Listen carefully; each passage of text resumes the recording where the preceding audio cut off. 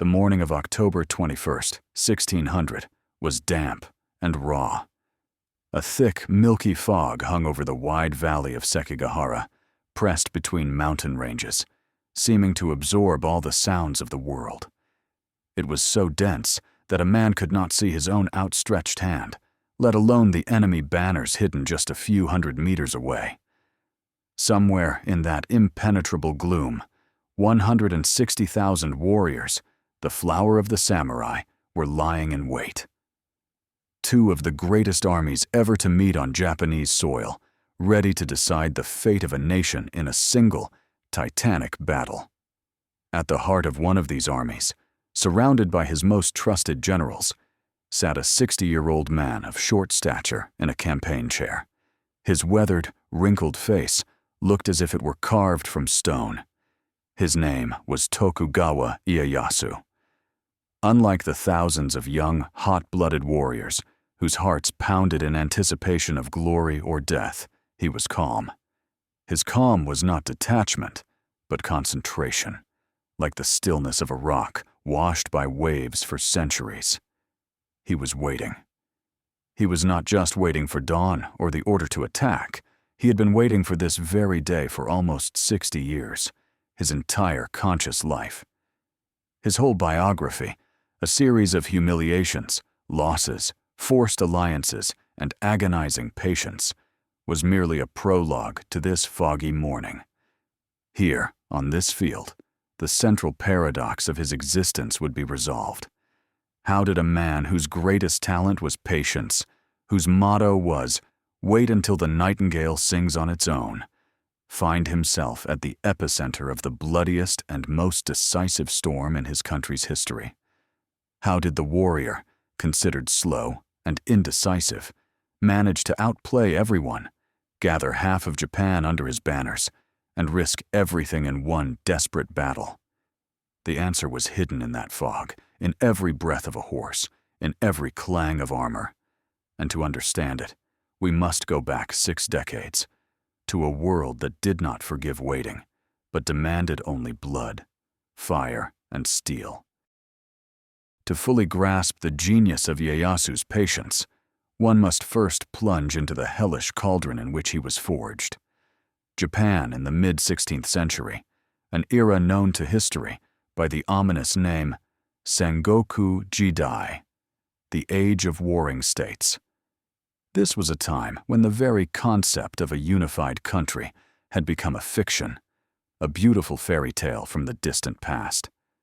The emperor's power in Kyoto was merely symbolic, and the Ashikaga Shogunate, once a formidable military dictatorship, had become a ghost, unable to control even the capital's streets. Japan was not a state, but a fractured chessboard on which some 250 pieces, the daimyo or feudal lords, played a deadly game for land, resources, and power. Each was a wolf, and his domain was a den he was ready to defend to the last drop of blood and expand at the slightest opportunity. Old alliances dissolved overnight. Brother turned against brother, and son overthrew father. Loyalty was a bargaining chip, and betrayal was the most reliable tool of politics. This was a world that extolled a very specific type of leader: swift, charismatic, ruthless, and obsessed with ambition. Such were his great contemporaries.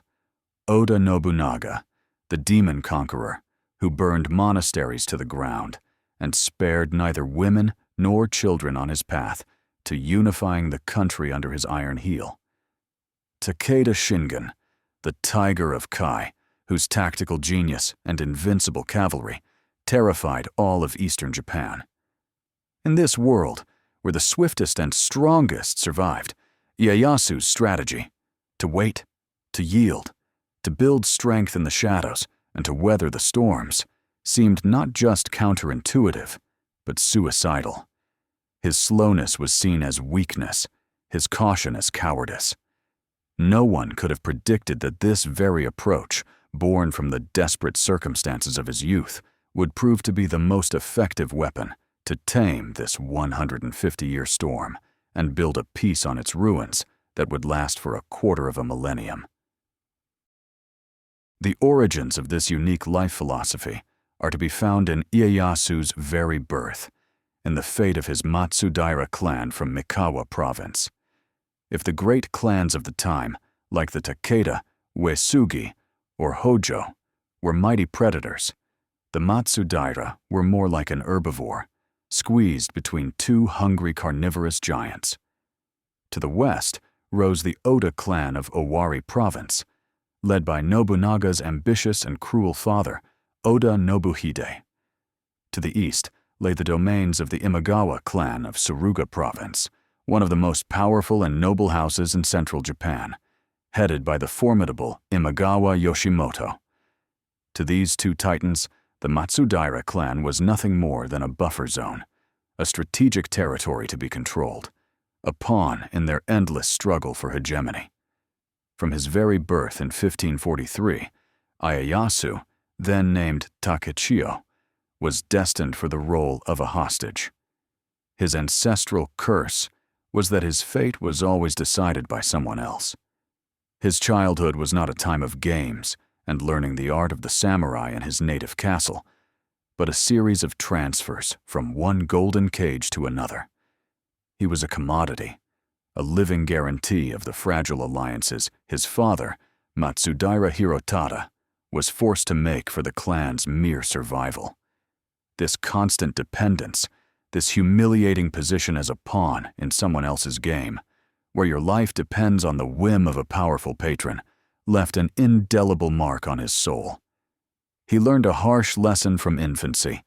A direct show of force by the weak is tantamount to suicide. The only way to survive is to become invisible, to pose no threat, to be useful, but not indispensable, and most importantly, to watch and learn, absorbing the strengths and weaknesses of his jailers. It was this trauma that gave birth to his superhuman patience. He had been deprived of control over his own life for so long that he learned to see time not as an enemy, but as his only possible ally. He waited because he had no other choice. But in the process, he transformed this forced waiting into a conscious and deadly strategy. Around the birth and early years of Takechiyo, as with many great figures, a dense web of legends and omens was spun over time, intended to retroactively explain his incredible destiny. Chroniclers and storytellers of later eras, trying to understand how the son of a minor daimyo could become the ruler of all Japan, sought signs from above in every event of his childhood. It was said that on the night of his birth, auspicious stars were seen over Okazaki Castle, and a wandering monk, looking at the infant, supposedly predicted that this child would either raise the Matsudaira clan to the heavens or cast it into the abyss. His very childhood name, Takechiyo, containing the character taik, bamboo, was already seen as a symbol of resilience and flexibility, qualities that would define his entire life.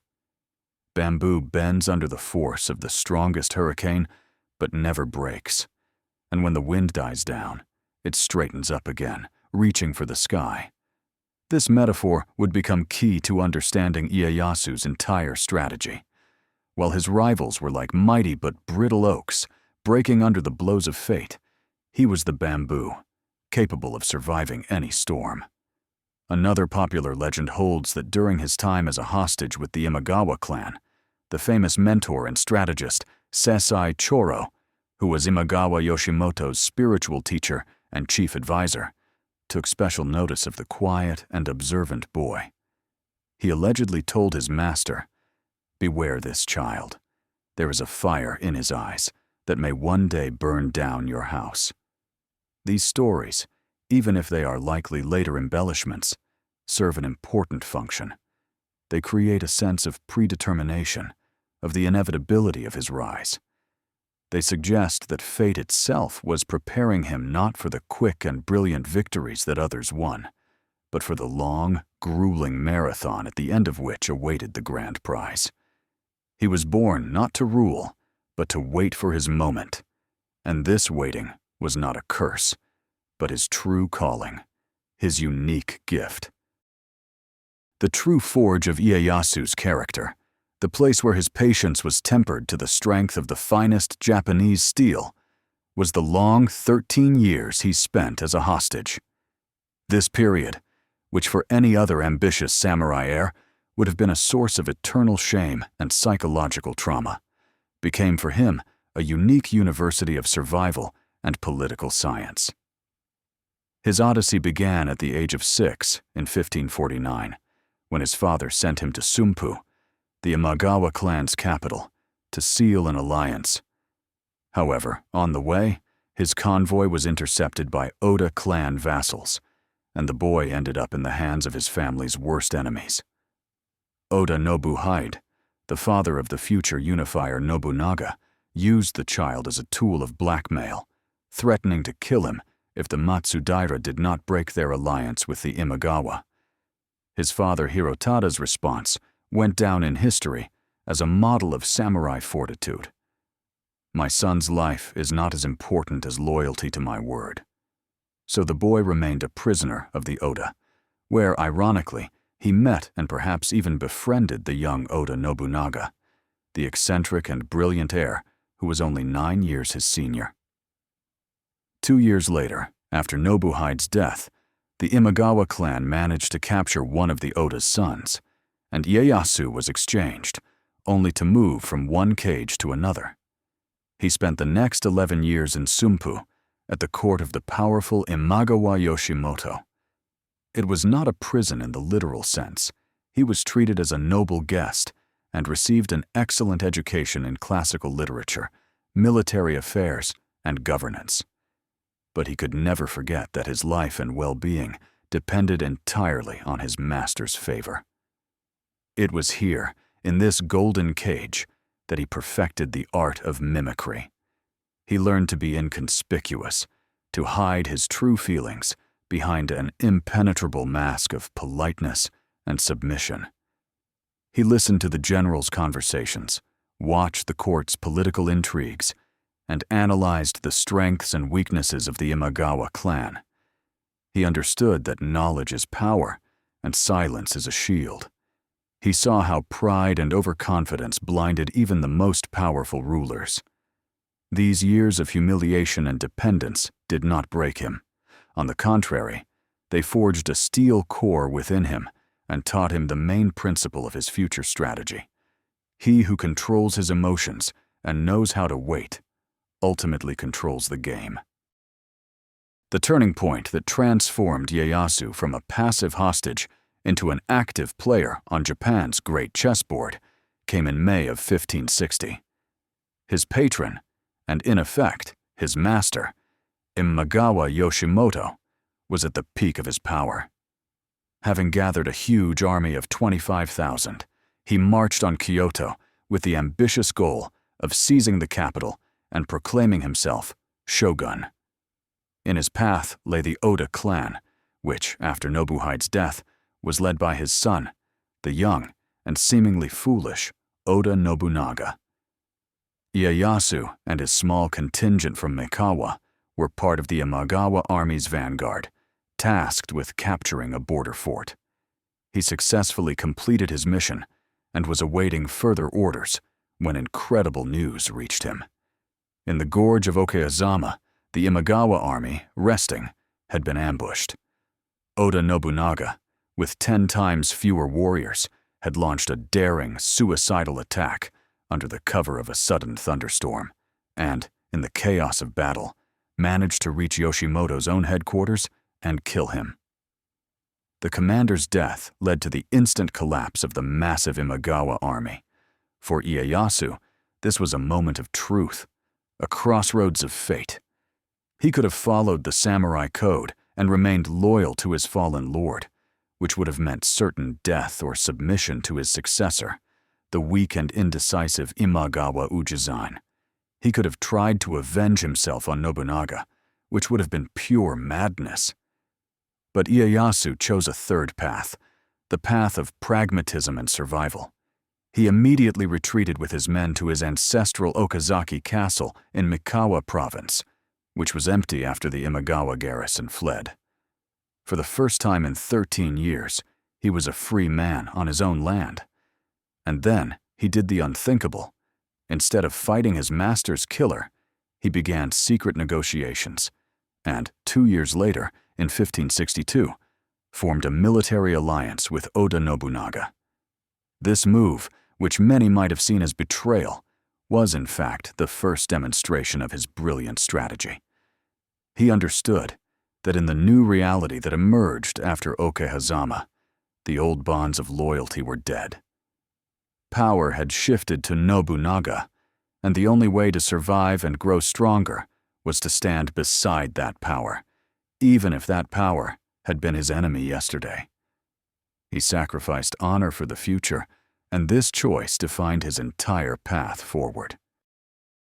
Behind every great historical deed, there is almost always a deeply personal, often hidden, motivation. That inner demon or angel who whispers in one's ear during the hardest trials. For Ieyasu, this driving force was not an abstract desire to unify Japan for the sake of peace and prosperity, as it was presented in his shogunate's official chronicles. And it was certainly not the rampant thirst for glory and conquest that burned within Oda Nobunaga, or the desire for power and recognition that drove the peasant-born Toyotomi Hideyoshi. Ieyasu's inner fire was a much more down-to-earth, but no less powerful feeling, a burning, almost fanatical desire to ensure the survival, security, and greatness of his own clan, the Matsudaira clan, which he later renamed Tokugawa, to claim more ancient and noble roots. His entire youth was marked by humiliation, not only his own, but that of his family. He had seen his clan, once proud and independent, forced to grovel before stronger neighbors, give up its children as hostages, and spill its warriors' blood in others' wars. This deep trauma bred in him an obsession with the idea of stability and order. He looked at the chaos of the Sengoku Jidai not as a field of opportunity for heroic deeds, but as a deadly disease that was devouring the country and threatening the very existence of his lineage. Therefore, his ultimate goal was not just conquest, but the creation of a system, an unshakable, immovable structure of power that would guarantee that neither his children, nor his grandchildren, nor their descendants would ever again experience the fear and helplessness that he had. This secret motivation explains many of his actions that seemed strange or even cowardly to his contemporaries. He avoided unnecessary risks because what was at stake was not his personal glory, but the future of his dynasty. He was willing to submit and wait because he understood that a premature clash with a stronger opponent could destroy everything he had so slowly and painstakingly built. His patience was not an innate character trait, but a hard-won tool for achieving this single, all-consuming goal. He wanted to build a fortress for his clan, and in the end, he had to build it on the scale of all Japan. By allying with Oda Nobunaga in 1562, Ieyasu entered the longest and most difficult period of his path to power. He spent the next 20 years as the junior partner, the loyal vassal of the most formidable and dynamic warlord of his era. While Nobunaga swept through central Japan like a fiery tornado, crushing one enemy after another and realizing his grand plan of Tenkafubu, unifying the realm by military force, Ieyasu performed a much less glorious, but vitally important, job. He was Nobunaga's shield in the east, his main task being to contain the powerful Takeda and Imagawa clans, or what was left of their greatness. These were years of continuous, exhausting wars, where every inch of land was won in bloody battles. But it was during this period that Ieyasu methodically and steadily built the foundation of his future power. He did not seek spectacular victories that would bring him fame, but might deplete his strength. Instead, he focused on strengthening his home province of Mikawa, turning it into an impregnable fortress. He reformed the administration, encouraged agriculture and trade, creating a stable economic base for his army. And most importantly, he formed the core of his command, a group of incredibly loyal and talented generals like Sakai Tadatsugu, Honda Tadakatsu, Sakakibara Yasumasa, and Ii Naomasa, who would become known to history as the Four Heavenly Kings of Tokugawa. Unlike Nobunaga, who ruled through fear and was often cruel even to his closest allies, Ieyasu built relationships based on personal loyalty and mutual respect. He shared all the hardships of campaigns with his warriors, knew many samurai by name, and cared for their families. He was creating not just an army, but a large family, a clan bound by unbreakable bonds of loyalty. Thus, while the whole world watched Nobunaga's dazzling rise with bated breath, another power was growing in his shadow, unnoticed by most. Slow, thorough, and far more durable. Ieyasu was not conquering Japan. He was growing roots into it, and those roots grew deeper and stronger with each year of his patient waiting. As Oda Nobunaga expanded his domains, the geopolitical landscape of Japan underwent tectonic shifts. The era of hundreds of warring principalities was ending, giving way to a new reality dominated by a few superpowers. Ieyasu, as Nobunaga's ally, was an integral part of this process, but his position remained ambiguous. On one hand, he enjoyed the fruits of Nobunaga's victories, expanding his territories at the expense of defeated enemies, like the Imagawa clan, whose lands he divided with another powerful neighbor, Takeda Shingen. By 1570, he controlled not only his home province of Mikawa, but also the neighboring Totomi, becoming a significant force in the region. On the other hand, he became increasingly dependent on his powerful ally. Nobunaga, with his paranoid and domineering nature, demanded absolute loyalty, and Ieyasu had to constantly prove his devotion. The most brutal test came in 1579, when Nobunaga suspected Ieyasu's wife, Lady Tsukiyama, and his eldest son and heir, Nobuyasu, of conspiring with the Takeda clan. Lacking solid proof, but wishing to test his vassal's loyalty, Nobunaga demanded their deaths. Ieyasu faced a terrifying choice: protect his family and provoke a war with the immeasurably stronger Nobunaga, which would mean the certain destruction of his clan, or sacrifice the people closest to him to preserve the alliance and his future. With a heavy heart, he chose the latter. He forced his wife to commit suicide and ordered his beloved son to commit seppuku. This chilling act demonstrated his iron will and absolute commitment to pragmatism to the entire world. He showed that to achieve his main goal, the survival and rise of the Tokugawa clan, he was willing to pay any price, even the most terrible one. Nobunaga's shadow grew, and Ieyasu grew with it. But this shadow demanded bloody sacrifices, and he was willing to make them, patiently waiting for the day when he would no longer have to bow his head to anyone. One of the harshest, yet most important lessons in Ieyasu's long career was the crushing defeat at the Battle of Sekigahara in January 1573. His opponent was the legendary Takeda Shingen, the Tiger of Kai, rightly considered the greatest warlord of his age. Shingen, having broken his alliance with Ieyasu and Nobunaga, invaded Tokugawa's domains with a 27,000-strong army, intending to march to the capital. Ieyasu, with only about 11,000 warriors at his disposal, including 3,000 sent by Nobunaga, was in a desperate situation. His generals advised him to lock himself in Hamamatsu Castle and withstand a siege, avoiding an open battle with a superior force. However, Ieyasu, perhaps yielding to pride or wishing to demonstrate his valor to his ally, made the fateful decision to fight. He led his troops out onto the Sekigahara plateau, hoping to catch the Takeda army on the march.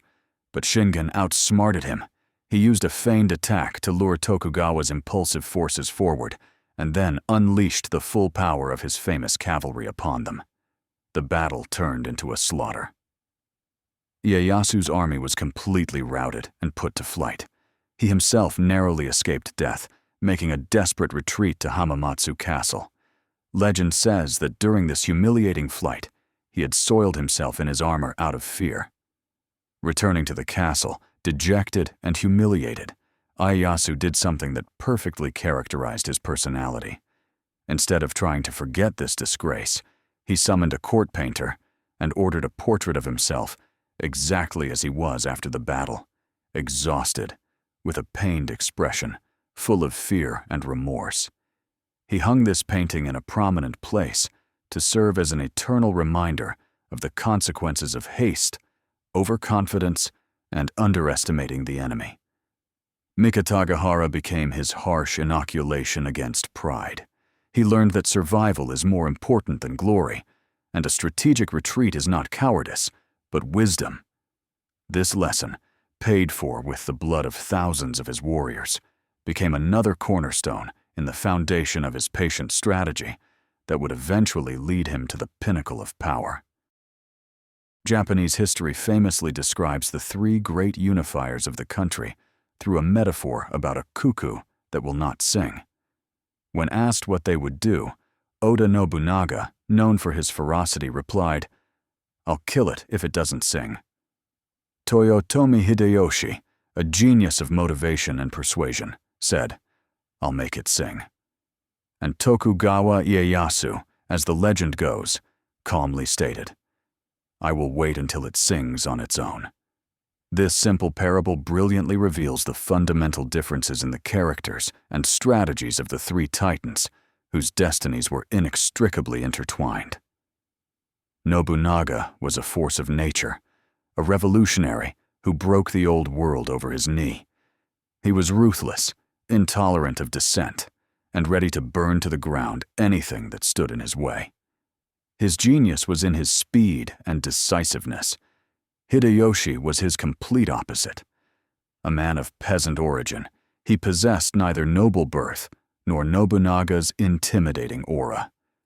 His weapons were cunning, charm, and an unmatched ability to understand human psychology. He was a master of negotiation and manipulation, capable of turning enemies into allies. His genius lay in his flexibility and adaptability. Ieyasu, however, was completely different.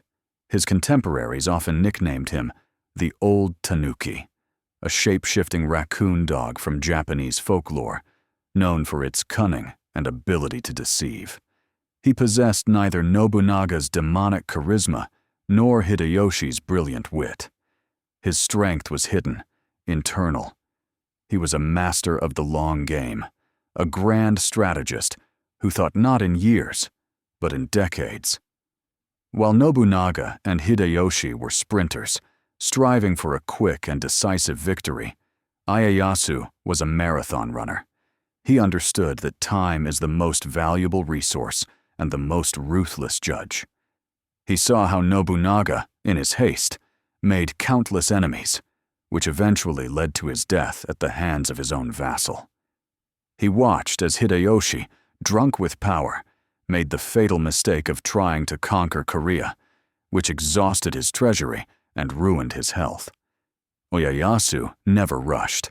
He outlived them both, waited for them to destroy or exhaust themselves, and only then, when the fruit was ripe, did he calmly reach out and pick it. His patience was not passivity, but the highest form of strategic foresight. June 21st, 1582. This date is seared into Japanese history in fiery characters. On this day, Oda Nobunaga, at the peak of his power and just one step away from completely unifying the country, stopped with a small contingent of bodyguards at the Honnoji Temple in Kyoto, and on this day, he was betrayed. His own general, Akechi Mitsuhide, surrounded the temple and attacked his master. Nobunaga, fighting to the last, eventually retreated into the depths of the burning temple and committed seppuku to avoid falling into the traitor's hands. News of this event caught Ieyasu in a death trap. At Nobunaga's invitation, he was traveling near Kyoto with a very small escort, far from his main army and his home provinces. Suddenly, the world turned upside down. His powerful patron was dead, and all of central Japan had become hostile territory, swarming with Akechi's supporters and roving bands of looters, ready to prey on a defenseless daimyo. For Ieyasu, this was a moment of absolute vulnerability, a crossroads where one wrong step meant certain death. His companions were in a panic. Some suggested following Nobunaga's example and committing ritual suicide to die with honor. But Ieyasu, even in this desperate situation, maintained his icy composure. He chose life and struggle. His legendary escape through Iga province began, a wild, mountainous region known for its ninja clans. This was not just a march, but a desperate race against death. Crossing mountain passes, fording raging rivers, fighting off bandits, Ieyasu and his handful of loyal samurai pushed eastward day and night toward their lands. This perilous journey became the ultimate test of his leadership and his men's loyalty. He survived thanks to the help of the Hattori clan, former Iga ninja who had once served his ancestors. When he finally reached his province of Mikawa, filthy, exhausted, but alive, he was a changed man. He understood that he could rely on no one but himself and his loyal vassals. While another of Nobunaga's generals, Hashiba Hideyoshi, swiftly avenged his master's death by crushing Akechi Mitsuhide at the Battle of Yamazaki and seizing Oda's political legacy, Ieyasu focused on strengthening his own position. He did not get involved in the immediate struggle for power. He chose survival again, patiently waiting for the dust to settle before making his next calculated move. After Nobunaga's death, his legacy, like a ripe fruit, fell into the hands of the fastest and most cunning of his generals, Toyotomi Hideyoshi. This man of phenomenal energy and talent, a former peasant who began his career as Nobunaga's sandal-bearer, consolidated power in a matter of months, eliminating all rivals. By 1584, the only force capable of challenging him was Tokugawa Ieyasu. Conflict was inevitable. It erupted into a series of battles known as the Komaki and Nagakute campaign. Tactically, Ieyasu came out on top. At the Battle of Nagakute, his 10,000-strong army routed a much larger contingent of Hideyoshi's troops, demonstrating the superior training and discipline of his samurai. However, Ieyasu, being a brilliant strategist, understood that winning a battle did not mean winning the war. Hideyoshi possessed almost inexhaustible resources, controlling the richest provinces and Nobunaga's former army. Continuing the war would mean a long and bloody confrontation that would exhaust both sides and likely end in Tokugawa's defeat. And so, Ieyasu made one of the most important and paradoxical decisions of his life. From a position of tactical victory, he sued for peace and formally submitted to Hideyoshi's authority, recognizing him as the new ruler of Japan. To many of his followers, this looked like humiliation, like giving up the fight. But for Ieyasu, it was an act of supreme strategic realism. He realized the time for a decisive battle had not yet come. Hideyoshi was at the peak of his fame and energy, supported by the majority of daimyo. To engage him in open confrontation was suicide. Ieyasu decided to retreat into the shadows once more, to let Hideyoshi rule, make mistakes, grow old, and weaken. He sacrificed his pride, but he preserved his army, his lands, and, most importantly, his future. It was a classic Ieyasu move, a step back to later take 2 steps forward. He let Hideyoshi climb to the summit, patiently waiting for the moment when he would inevitably stumble. Hideyoshi, a master of political intrigue, understood perfectly well that Ieyasu's submission was only a temporary measure, and that the powerful daimyo from Mikawa remained the chief threat to his power. Therefore, in 1590, after the final subjugation of the last independent Hojo clan, he devised what he considered a brilliant move for Ieyasu, an honorable exile. He offered Tokugawa an exchange of his 5 ancestral provinces in central Japan for 8 much larger, but wild and undeveloped, provinces in the Kanto region to the east. On the surface, it was an incredibly generous offer. Ieyasu received twice as much land and became the second wealthiest daimyo in the country. But Hideyoshi's true intention was cunning. He was tearing Ieyasu away from his roots, from the loyal population of his native lands, and sending him to a distant, backward region, surrounded by vassals loyal to Hideyoshi himself. It was a golden cage, designed to isolate and weaken his most dangerous competitor. Any other daimyo would have taken this as an insult, and perhaps rebelled. But Ieyasu, true to his strategy, accepted the offer without a single word of protest. He submitted again, forcing all his vassals, many of whom were furious, to leave their ancestral homes and march into the unknown. However, where Hideyoshi saw the end of Ieyasu's influence, Ieyasu saw a new beginning. He turned what was meant to be his prison into the most powerful and autonomous economic and military base in Japan. In the center of his new domains, he chose a place for his capital, a small, unremarkable fishing village called Edo. He directed all his resources there, began draining swamps, building canals, a castle, and an entire city. He reformed the land, encouraged trade and crafts, turning the wild Kanto region into a prosperous land. Hideyoshi, without intending to, had given his greatest enemy the perfect staging ground for a future takeover, far from the watchful eye of the capital. Ieyasu had once again proven that any problem in his hands could become an opportunity. The end of the 16th century was marked by Toyotomi Hideyoshi's last great adventure, 2 disastrous attempts to conquer Korea and, ultimately, China.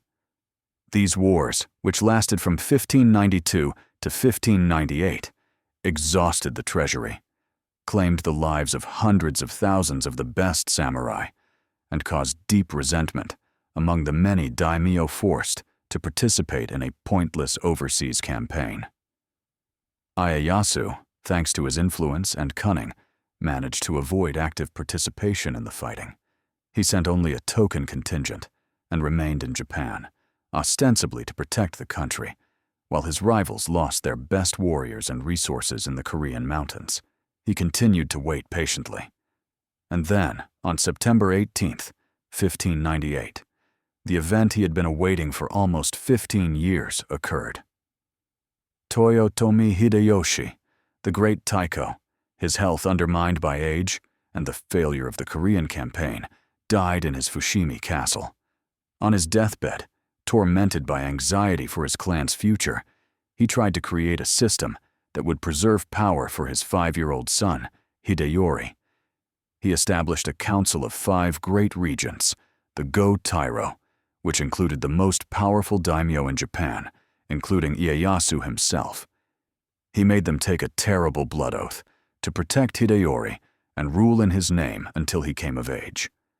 For all of Japan, Hideyoshi's death was the harbinger of a new storm. Everyone understood that the fragile balance, held together solely by the authority of one man, had collapsed. But for Ieyasu, this was not a signal for chaos. It was the gong announcing the start of the final act of the great drama. The 60-year wait was coming to an end.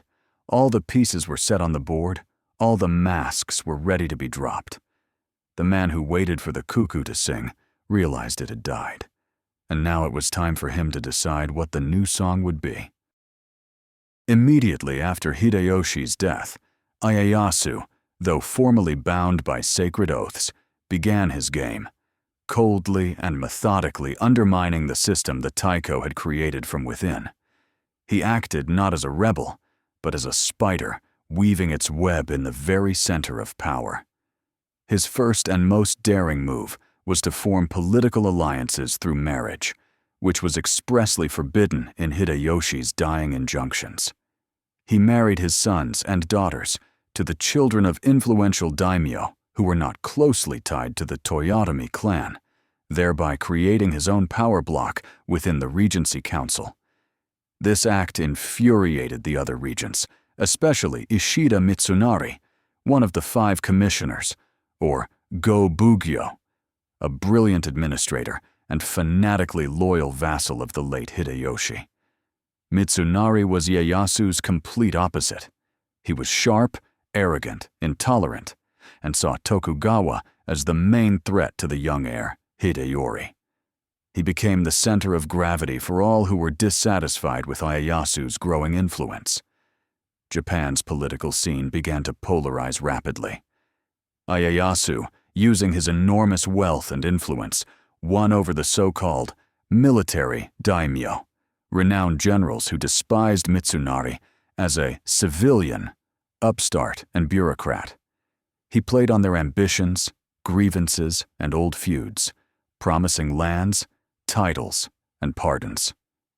This confrontation culminated in an incident in 1599, when several generals, including Kato Kiyomasa and Fukushima Masanori, attempted to assassinate Mitsunari. Ironically, Mitsunari was forced to seek refuge in the mansion of his worst enemy, Ieyasu, who saved his life, but in return, forced him to resign and retire to his castle.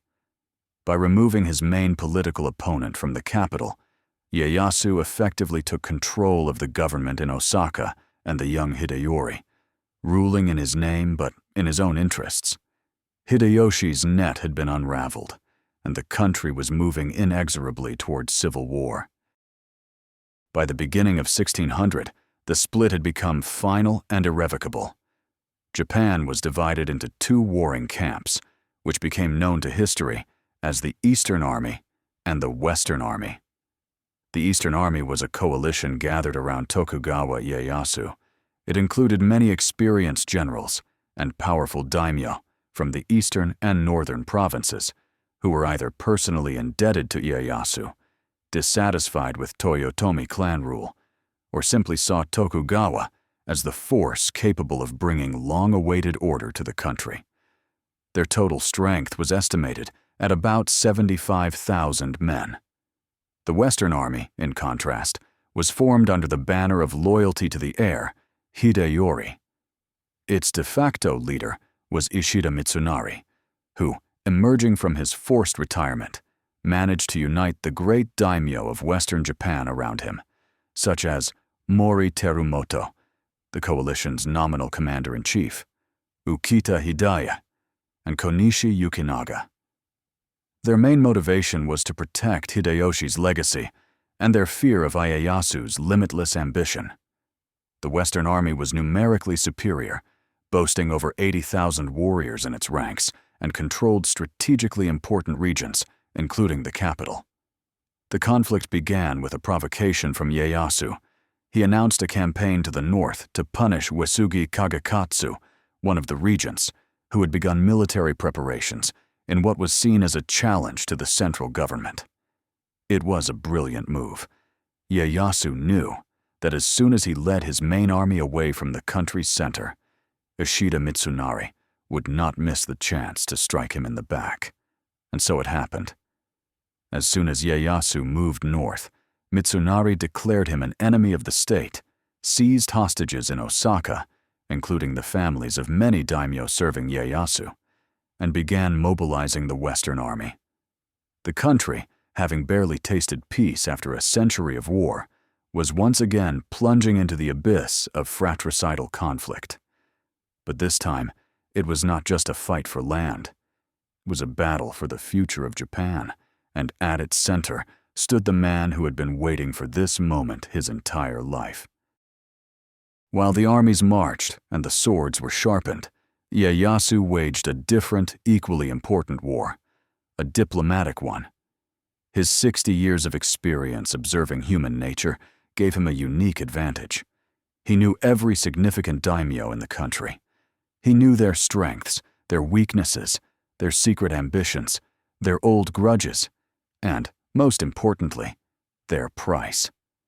While Ishida Mitsunari, being a straightforward and often arrogant man, tried to rally his coalition on principles of duty and loyalty to Hideyoshi's memory, Ieyasu acted as a skilled puppeteer, pulling the invisible strings of greed and fear. His spies and emissaries fanned out across Japan, holding secret negotiations with key commanders in the Western Army. He didn't demand they immediately defect to his side. He was more subtle. He sowed doubt. He wrote letters guaranteeing the preservation of lands to those who showed little enthusiasm in the fight.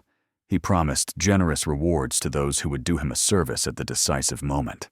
His main target was the young and indecisive Tokugawa Hideyoshi, a nephew of Hideyoshi himself and the adopted son of his wife, who commanded a large contingent of 15,000. Tokugawa held a grudge against Mitsunari, who had been instrumental in reducing his domains. Ieyasu, through his agents, entered into secret correspondence with him, promising him not only a pardon, but vast new lands in the event of victory. He didn't ask Tokugawa to fight for him. He asked him for only one thing: at the right moment, to betray his allies. This strategy was the quintessence of Ieyasu's patience. He did not try to break the enemy with brute force. He preferred to find the cracks in his monolith and slowly but surely widen them until the entire structure collapsed under its own weight. He understood that the Battle of Sekigahara would be won not only on the battlefield, but also in the minds and hearts of the enemy's wavering commanders. And he had planted these time bombs long before the first war horn sounded. Ieyasu's great strategic genius was on full display in his actions leading up to the battle.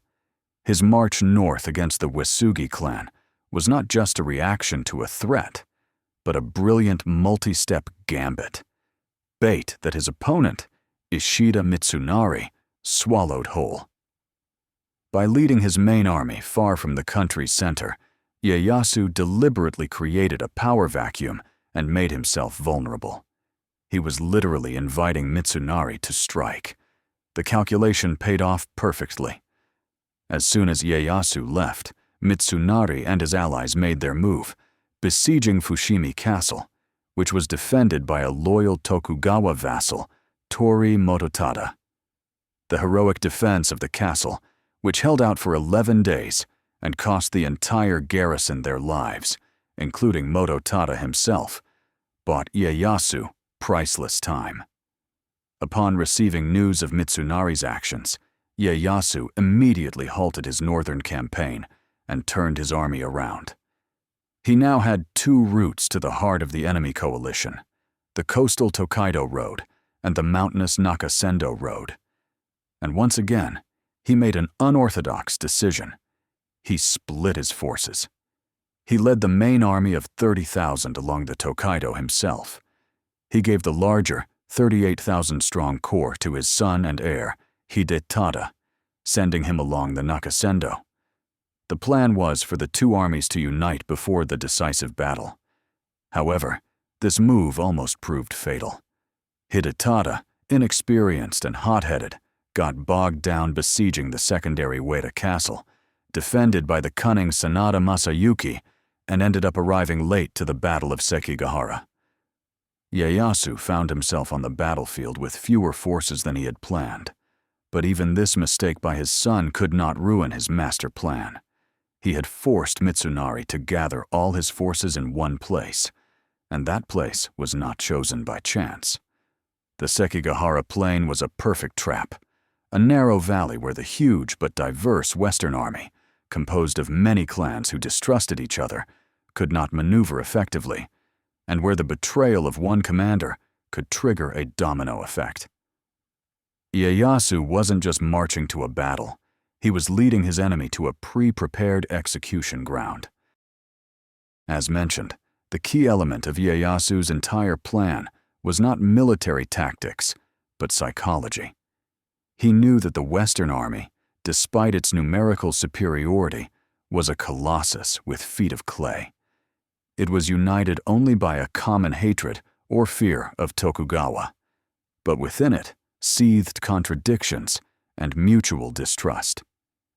Ishida Mitsunari did not command respect among the battle-hardened generals, and the nominal commander, Mori Terumoto, was an indecisive and passive leader who would remain in Osaka Castle during the decisive battle. Ieyasu bet that at the critical moment, the personal interests of the daimyo would outweigh their oaths of loyalty. His secret diplomacy was aimed at several key figures whose positions on the battlefield were strategically important. The main target, of course, was Kobayakawa Hideaki, whose corps was positioned on Matsuoyama Hill, overlooking Ieyasu's own eastern flank. His defection to Tokugawa's side would mean not just switching sides, but a stab in the back of his unsuspecting allies. But Kobayakawa was not the only one. Ieyasu was also negotiating with other commanders, such as Wakisaka Yasuharu, Kutsu Mototsuna, and Ogawa Suketada, whose units stood near Kobayakawa's position. He created an entire network of betrayal, ready to be activated on a single signal. He played an even more subtle game with the powerful Shimazu clan from Kyushu, known for their fierce and fearless warriors.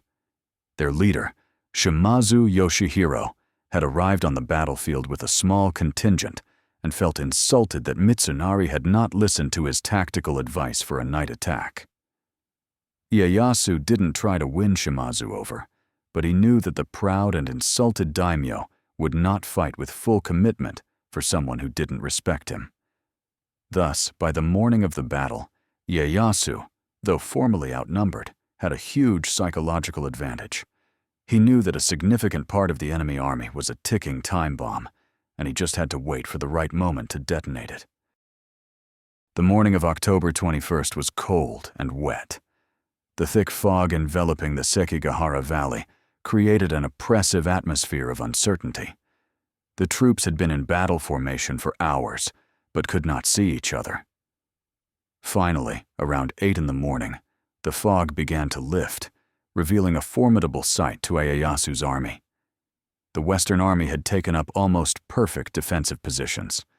The center, under the command of Ishida Mitsunari himself, was fortified on the slopes of Mount Sasao, the flanks securely covered by the units of Ukita Hideye and Konishi Yukinaga.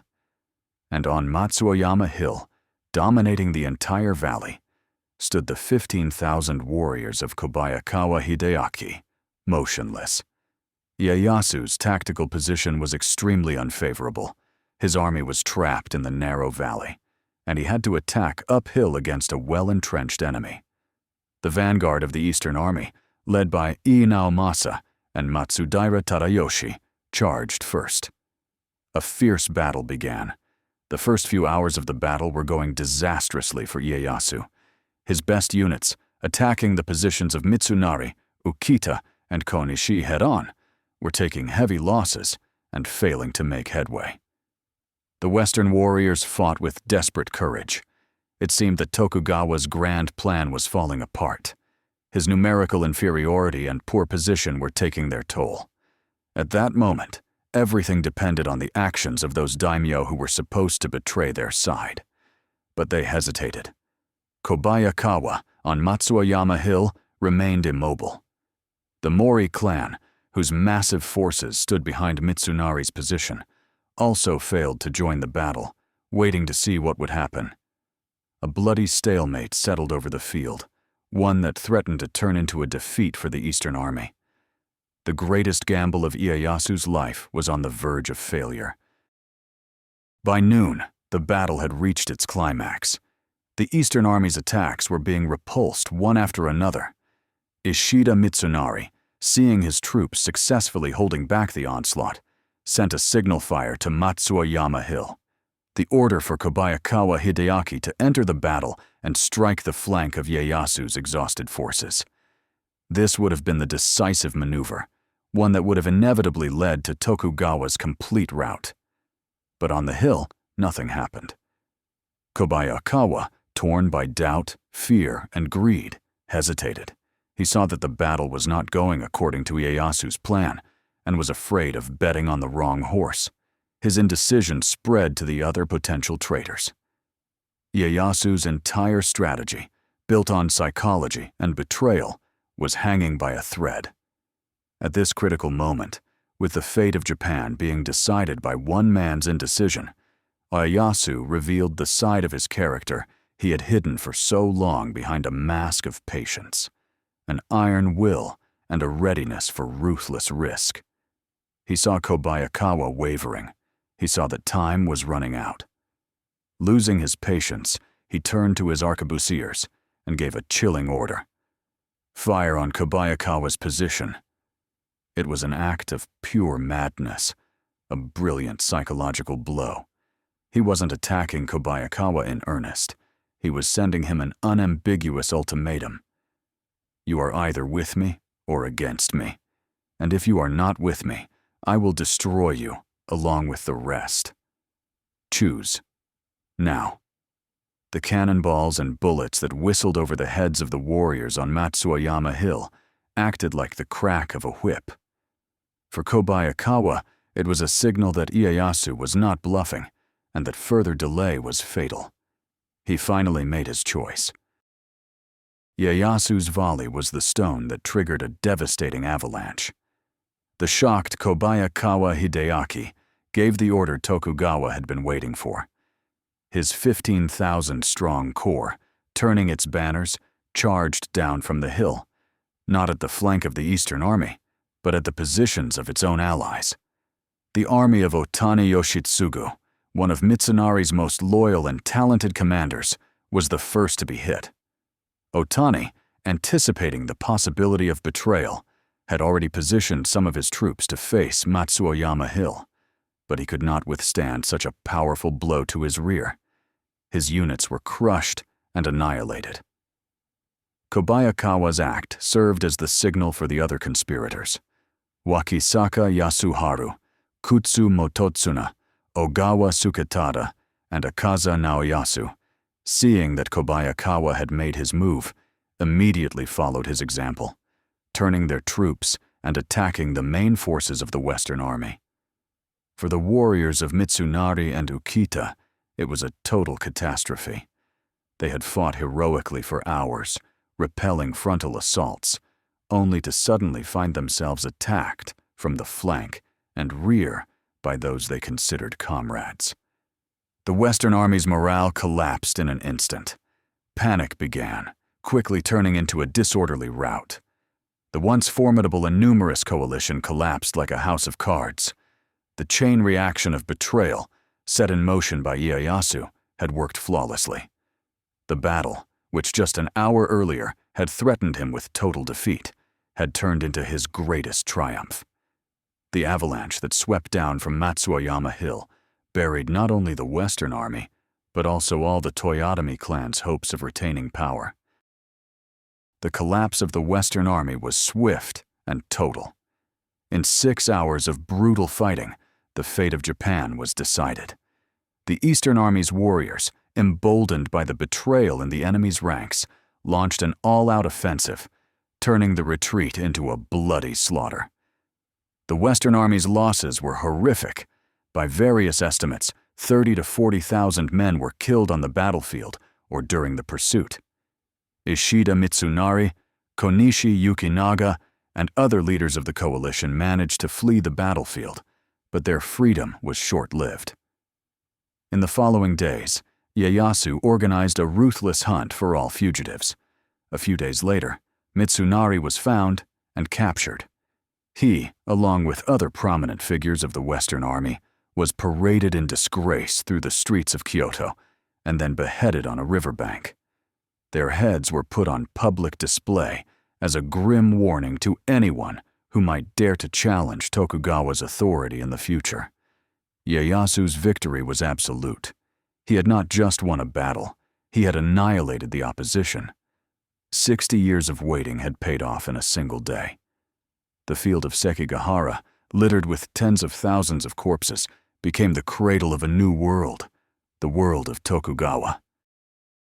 After the military victory at Sekigahara, Ieyasu began to consolidate his political power with the same methodical and ruthless precision he had used to plan the battle.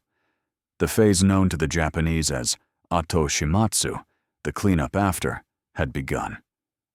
Ieyasu demonstrated that his patience and mercy had clear limits. He conducted a massive redrawing of Japan's political map. 87 clans that had fought for the Western Army were completely stripped of their domains.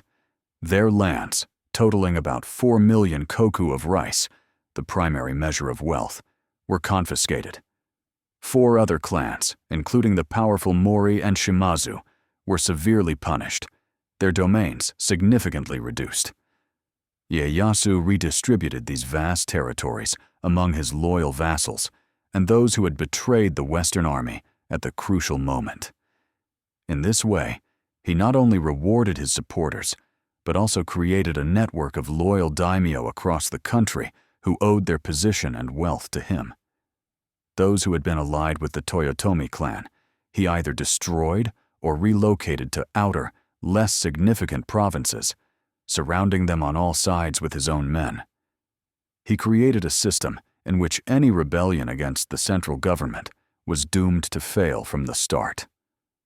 The patient samurai, who had waited and yielded for decades, now, having obtained absolute power, acted like a surgeon, coldly and precisely excising any potential tumor that threatened the new order. The peace he was building had to be eternal, and he laid its foundation on the bones of his enemies and the fear of the survivors.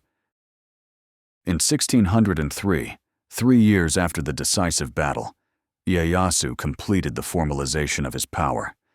He compelled the imperial court in Kyoto to grant him the ancient title of Sei Tai Shogun, Great General who subdues the barbarians. This title, once held by the founders of previous military governments, made him the de facto ruler of all Japan. His life's dream had been realized. He had reached the pinnacle he could not have dreamed of as a small hostage in foreign castles. And here, he made his most unexpected and perhaps most brilliant move. After serving as shogun for only 2 years, in 1605, he voluntarily abdicated and passed the title of shogun to his 36-year-old son, Tokugawa Hideyoshi. To his contemporaries, this was a shocking and incomprehensible step. Why would a man who had waited 60 years for power give it up so easily? But this act was the very essence of Ieyasu. He was thinking not of himself, but of the future. He understood that his rule, founded on conquest, would always be seen as a usurpation. By transferring power to his son during his own lifetime, he solved several problems at once. First, he legitimized his dynasty, setting a precedent for the peaceful transfer of power from father to son. Second, he could personally oversee and mentor his heir, ensuring he would not make mistakes. Third, he demonstrated to the entire country that he had founded not just his own personal rule, but a lasting system, the Tokugawa dynasty, destined to rule for centuries.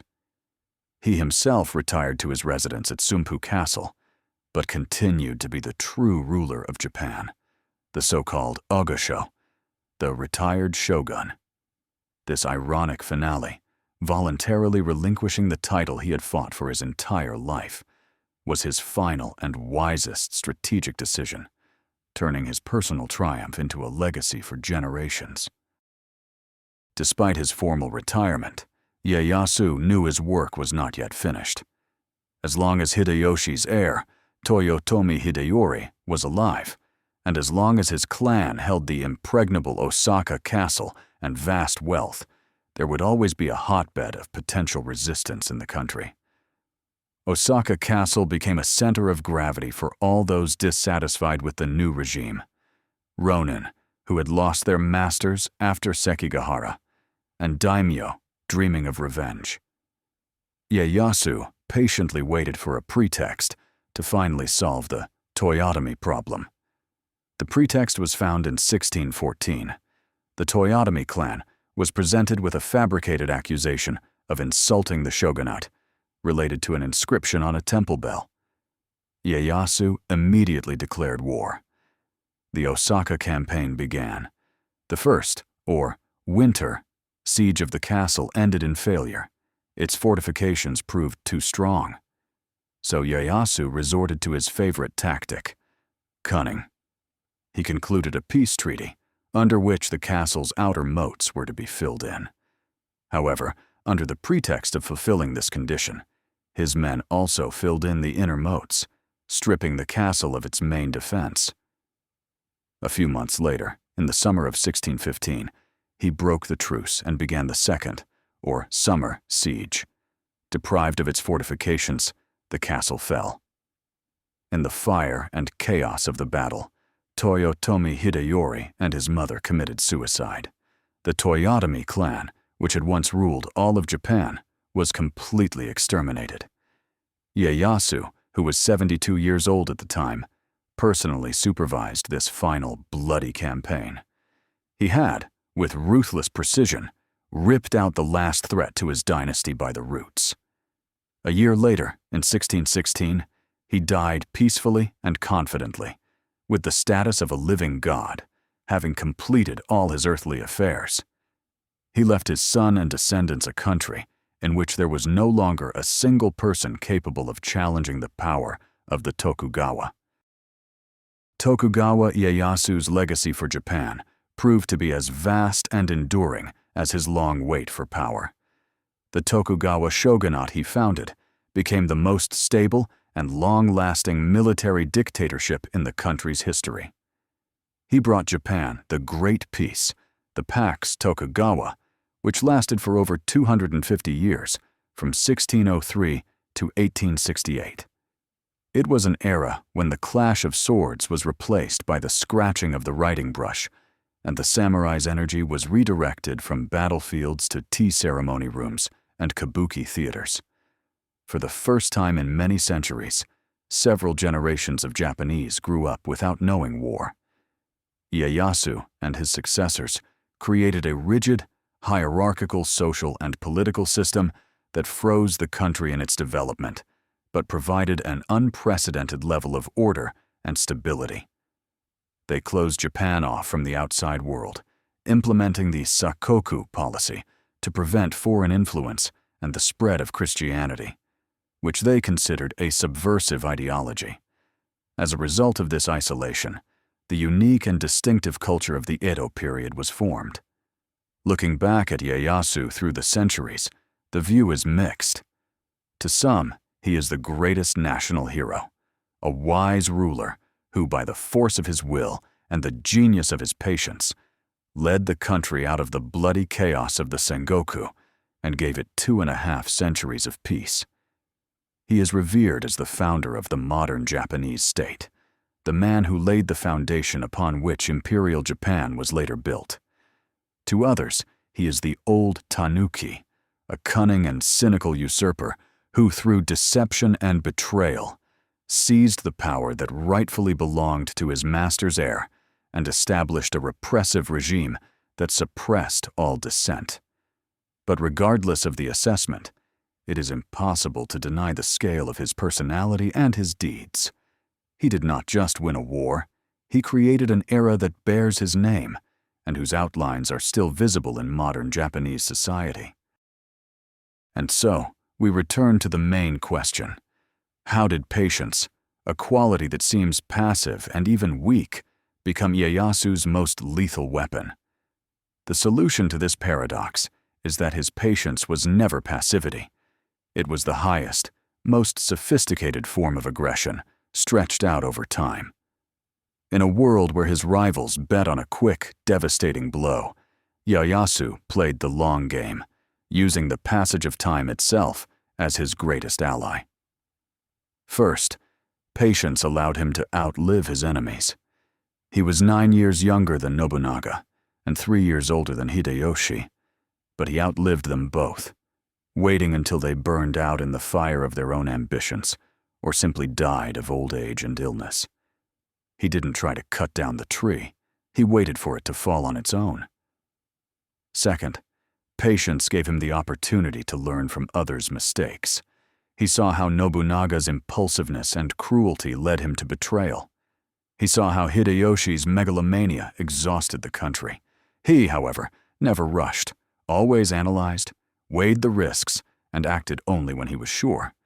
He turned every defeat, his own or others, into an invaluable lesson. Third, patience was his main tool of accumulation. While others spent their strength in spectacular but exhausting campaigns, he methodically accumulated resources: gold, rice, loyal vassals, and, most importantly, information. He knew the psychology of each of his opponents better than they knew themselves, and at the decisive moment, he used this knowledge to destroy them from within, as he did at Sekigahara. His patience was like that of a hunter in an ambush, who can sit motionless for hours and days, waiting for the perfect moment for a single, fatal shot.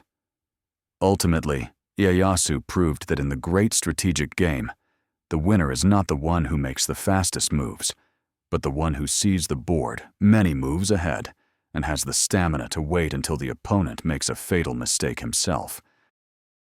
The story of Tokugawa Ieyasu is not just a tale about distant feudal Japan. It is a universal parable about the nature of power, time, and human will that resonates even in the modern world. His life presents us with a fundamental philosophical question. What is the more powerful force? A hurricane that sweeps across the land with fury, uprooting trees and tearing off roofs, or the water that, drop by drop, over millennia, wears away the hardest granite? His great rivals, Oda Nobunaga and Toyotomi Hideyoshi, were hurricanes. They were bright, swift, and their deeds stunned their contemporaries.